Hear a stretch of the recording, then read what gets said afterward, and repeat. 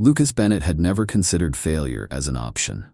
At 38, he was on top of his game, an accomplished senior executive at a prestigious marketing agency. He was sharp, driven, and respected in the industry. The road to his success had been paved with countless late nights, sacrifice, and unwavering dedication. For over a decade, Lucas had been the backbone of the company. He'd created strategies that pulled in millions, worked with top-tier clients, and established the firm as a leader in the industry. The work had been grueling, but for Lucas, it was never about the recognition. It was about building something meaningful. But one Thursday morning, everything changed. Lucas had just wrapped up a crucial meeting with a high-profile client and was heading back to his office when he received an unexpected email from the HR department. It was a meeting invite for later that afternoon, sent by the CEO himself. His heart sank. A meeting with the CEO? Unscheduled? This wasn't how things usually worked. As the minutes ticked by, anxiety built in his chest. What had he missed? What could possibly require an emergency meeting with him? When the clock finally struck 2 p.m., Lucas walked into the sleek conference room. At the table sat Jonathan Pierce, the CEO, and Sandra, the head of HR.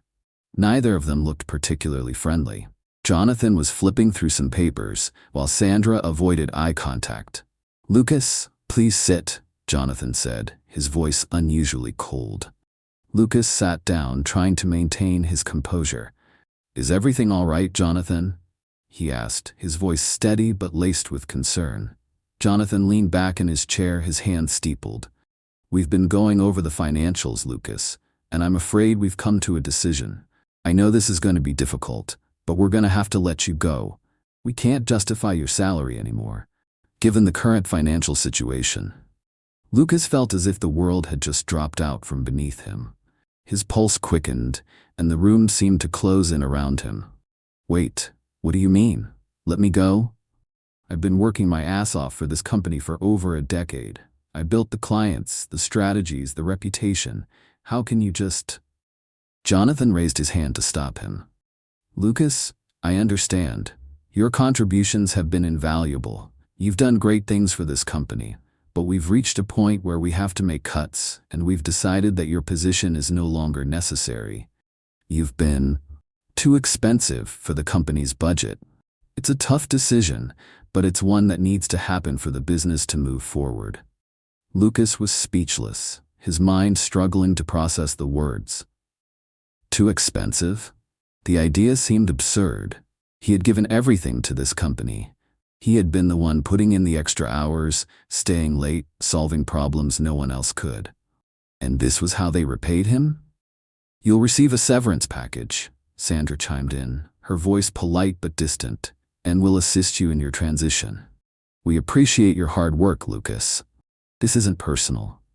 The words felt like a slap in the face. Not personal? It felt deeply personal. He had dedicated his life to this place, and now they were discarding him like a used tool. "I see," Lucas managed to say, his voice tight with anger. He stood up, grabbing his things without another word. He didn't trust himself to speak, for fear of saying something he'd regret. As he walked out of the conference room, Lucas felt a storm brewing inside him. This wasn't the end. It was just the beginning. Lucas walked out of the building, the cold air hitting his face like a sharp slap. He didn't know what to feel. His mind was numb, but beneath the surface, anger began to rise. As he drove home, the street seemed unfamiliar, and the world felt oddly silent, like everything had shifted in an instant. How could this happen? He had given so much to this company, and yet, in the blink of an eye, it was all taken away. That night, as Lucas sat in his dark apartment, staring at the walls that once felt like his sanctuary, the reality of the situation settled in. He had been replaced, discarded. But then a thought occurred to him. What if this wasn't the end? What if this was an opportunity to turn things around, not just for himself, but for everyone who had ever underestimated him? The next few days were a whirlwind. Lucas didn't spend his time wallowing in self-pity or reflecting on the what-ifs. No, he took action. He started researching, networking, and diving deep into the digital marketing world. this time on his own terms. He knew he could build something bigger, something more powerful, and something that would prove to everyone that his skills weren't just valuable to one company. They were invaluable. For the first time in years, Lucas felt alive. The fire that had been smothered by years of corporate grind was reigniting within him. The very thing that had caused his downfall, his value, was now the fuel for his rise. A month passed, and Lucas had already set the groundwork for his own startup, Ignition Digital, a marketing consultancy designed to help companies build their brand presence online. He had secured a few small clients, nothing substantial yet, but it was enough to get started. He hired a small, talented team of freelancers, all of whom were eager to work for a leader like Lucas, someone who had experience and vision. One evening, as Lucas was working late in his new office, an apartment he had converted into a makeshift workspace, he received an unexpected email. It was from Jonathan Pierce, his former CEO. Lucas's pulse quickened as he read the message. It was polite, almost too polite. Jonathan was asking for his help. The company, Pierce & Co., was struggling to regain its footing after the drastic cuts they had made. The revenue wasn't where it needed to be, and the morale within the company had plummeted. They needed Lucas's expertise to help them turn things around. Jonathan's email ended with a simple line. "I hope we can put our differences aside and work together again. You are a crucial part of this company's success." For a moment, Lucas was frozen. He could feel the anger bubbling up again, the same anger that had fueled his determination to succeed on his own. This was the same man who had called him too expensive, who had cast him aside like he was nothing. And now, just a month later, he was asking for Lucas's help. The irony wasn't lost on him, but what struck him the most was the opportunity this presented. He could choose to help them, make them pay for their mistake in the process, or he could walk away and continue building his own empire. The power was now in his hands. Lucas sat back in his chair, staring at the email, feeling the weight of the decision pressing down on him. His gut told him he should reject Jonathan's offer outright, let them fail for all he cared. But then, a darker part of him, the part that had been betrayed, whispered a different plan. Use them. Destroy them from the inside. He knew he had a choice, to let his past shape his future, or to use the betrayal as a tool for something greater. Lucas stared at the email on his screen, his fingers hovering above the keyboard. The temptation to hit reply and tell Jonathan where he could shove his request was strong. The anger that had been simmering inside him since the day he was let go flared up again. How dare Jonathan reach out now, after throwing him aside like a worthless asset? But beneath that anger, there was something else. A quiet, calculating part of him that saw an opportunity. An opportunity to not just get revenge, but to control the situation. To make Pierce & Co. realize the mistake they made, and in doing so, elevate himself in ways they could never imagine. He closed his eyes and leaned back in his chair. The decision was monumental. If he took the job, it would mean working with the very people who had discarded him, who had been blind to his value. But if he refused, he'd miss out on a chance to prove, not just to Jonathan, but to himself, that he could take this company down from the inside if he wanted to. His mind raced through all the possible outcomes. Helping them could make him a hero in the eyes of his former colleagues, maybe even a savior for the company. He could repair his damaged reputation. But what would it cost him? His pride? His sense of justice? But then there was the dark side. The side he hadn't shown anyone. He could take Jonathan's offer, accept the challenge, and slowly dismantle the very company that had cast him aside. Make them beg for his help, only to watch them crumble. It would be a delicious, calculated revenge. The power to make that decision felt intoxicating. For the first time in weeks, Lucas felt in control. He wasn't just a discarded asset anymore. He was the one holding the cards. After what felt like an eternity, Lucas finally moved his fingers over the keyboard. He began typing a response. "Jonathan, I appreciate your reaching out. It's good to know that despite what happened, you see my value. I've built something new, and I'm eager to help companies like yours thrive again. However, there are conditions. If we're to work together, I need full autonomy. I'll take charge, and I'll need your team's full cooperation. If you're willing to trust me, then we can start immediately. Let me know if you're serious about this. Regards, Lucas Bennett. He hit send and sat back in his chair, a strange feeling of satisfaction creeping over him. He had played the game, and now the ball was back in Jonathan's court. The next morning, Lucas's phone buzzed with a new email notification. It was from Jonathan. His response was immediate and almost desperate. "Lucas, I understand. We've made mistakes and we'll do whatever it takes to fix them. I'll have the team ready. Please, let's meet and discuss next steps." Lucas smiled to himself, knowing that Jonathan was already on the hook. There was no going back now. Over the next few days, Lucas met with the senior management at Pearson Co. They were wary, uncertain, but Lucas could see the desperation in their eyes. They had no other options. His power had never been clearer. He walked into their boardroom with confidence, dressed in a sharp suit that made him feel like he was back at the top. But as he sat down and looked at the faces around him, familiar faces, faces that had once praised him, he couldn't help but feel a deep sense of satisfaction. He had them exactly where he wanted them. Jonathan began the meeting, his voice shaky but polite. "Lucas, we need your help. We've made cuts, but nothing is working. We're not sure what to do next.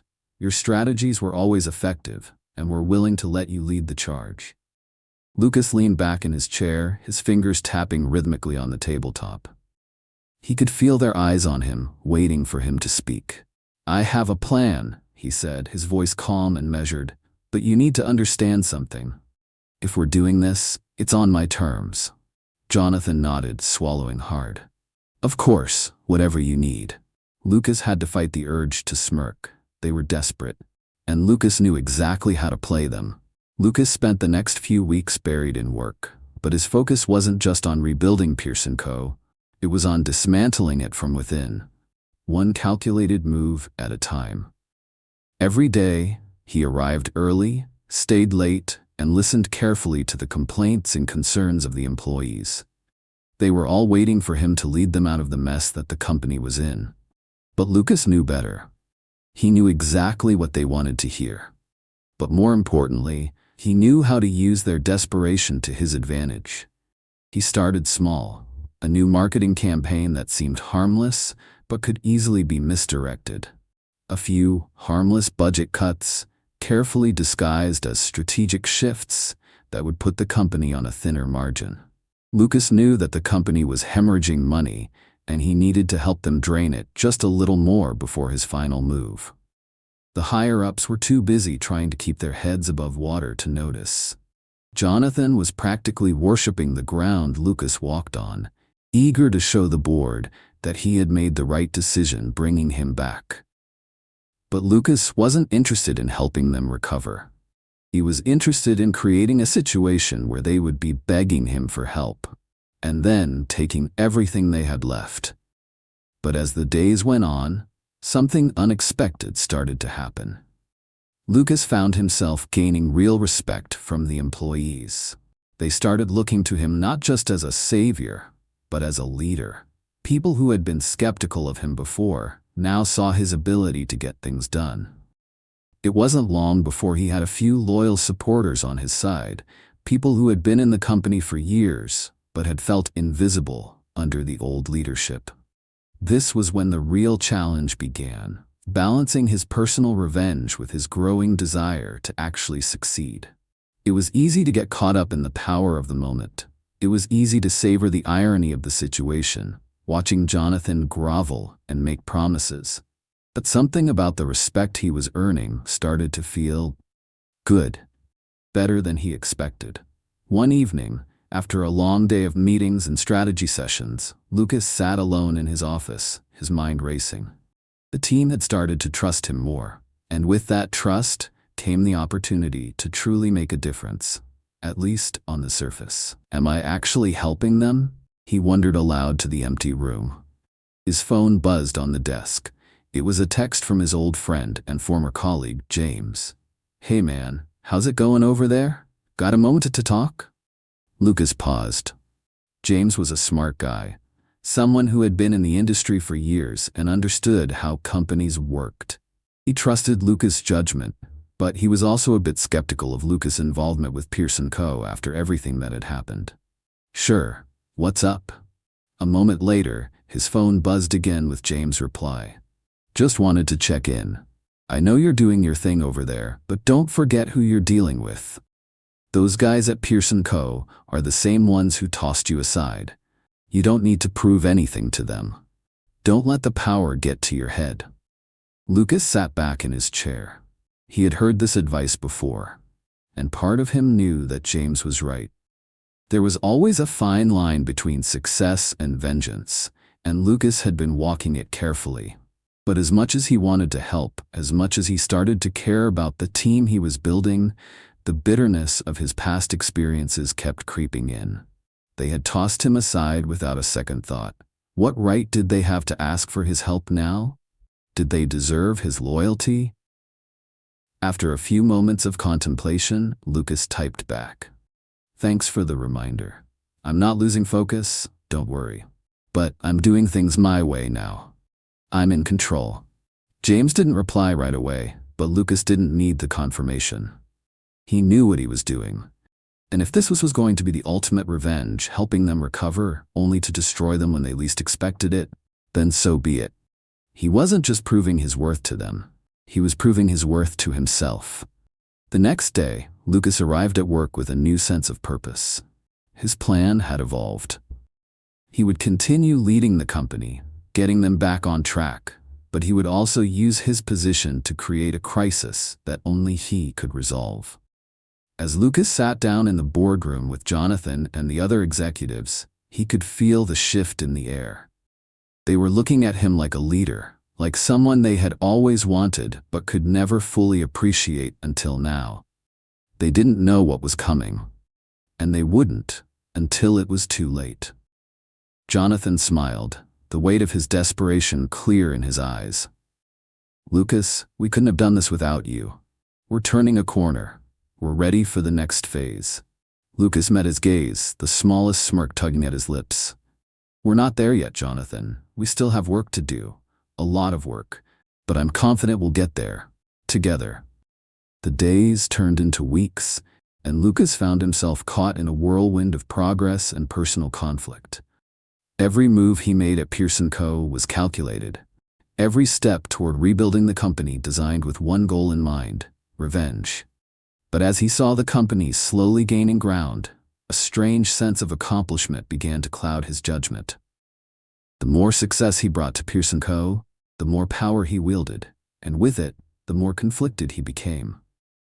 Lucas spent countless hours working alongside his team, organizing their strategies, analyzing every number, every metric. He pushed the employees hard, making them work to the best of their abilities.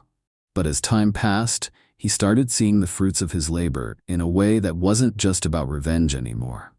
Pearson Co. was on the verge of turning around. They were finally making the numbers work, growing in places they had once thought impossible.